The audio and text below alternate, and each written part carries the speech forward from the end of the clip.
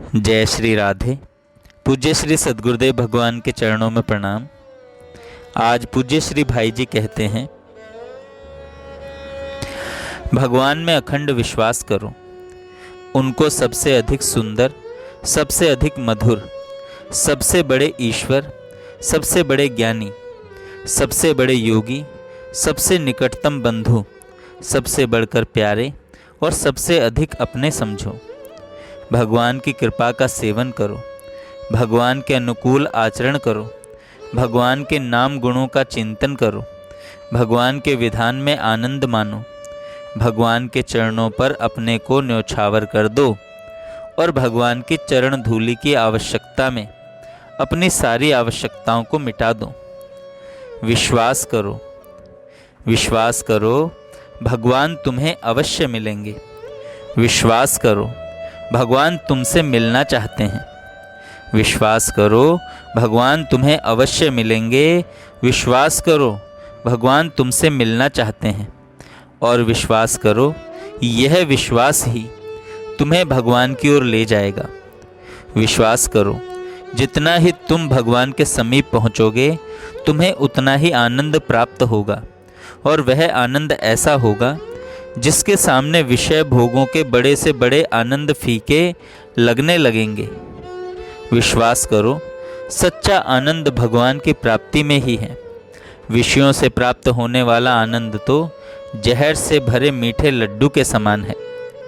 विश्वास करो, भगवान उन्हें मिलते हैं जो उन्हें चाहते हैं और उनके मिलने में विश्वास करते हैं। भगवान उन्हें मिलते हैं जो भगवान से मिलने के लिए ही जीते हैं तथा भगवान से मिलने के लिए ही जीवन की सब क्रियाओं को करते हैं। विश्वास करो, भगवान उन्हें मिलते हैं जो भगवान की प्राप्ति के लिए सब कुछ त्याग कर सकते हैं। विश्वास करो, भगवान उन्हें मिलते हैं जो भगवान की सृष्टि में किसी से द्वेष नहीं करते और सभी का यथासाध्य हित ही करना चाहते हैं। यथासाध्य हित ही करना चाहते हैं। जो केवल धन बटोरने में ही लगे रहते हैं, उन कृपण मनुष्यों को धन से कभी सुख नहीं मिलता। जीवन भर धन बढ़ाने और उसकी रक्षा करने की चिंता में जलना पड़ता है और मरने पर नरक में गिरना पड़ता है। मनुष्य के पास जब तक धन रहता है, तभी तक माता पिता, स्त्री, पुत्र, स्वजन, कुटुंबी और मित्र उसका साथ देते हैं। धन न रहने पर कोई बात भी नहीं करता। जगत की यही स्वार्थमयी नीति है।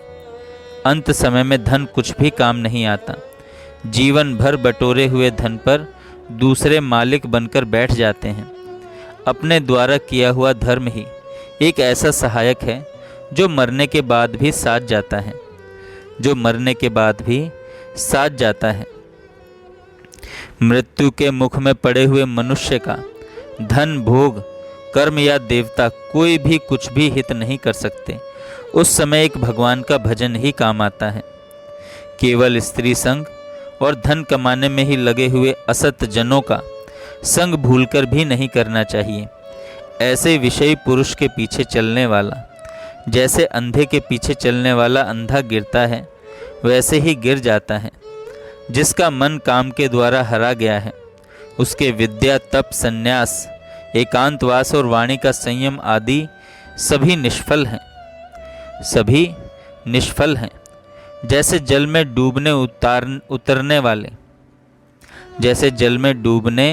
उतराने वाले के लिए मजबूत नौका ही परम आश्रय है, वैसे ही भव सागर में डूबने वाले जीवों के लिए सच्चे संत ही एकमात्र आश्रय हैं। बिना ही किसी हेतु के भगवान में चित्त लगाने वाले शांत, समदर्शी, ममता रहित, अहंकार रहित और राग द्वेष आदि द्वंद्वों से छूटे हुए अकिंचन ही सच्चे संत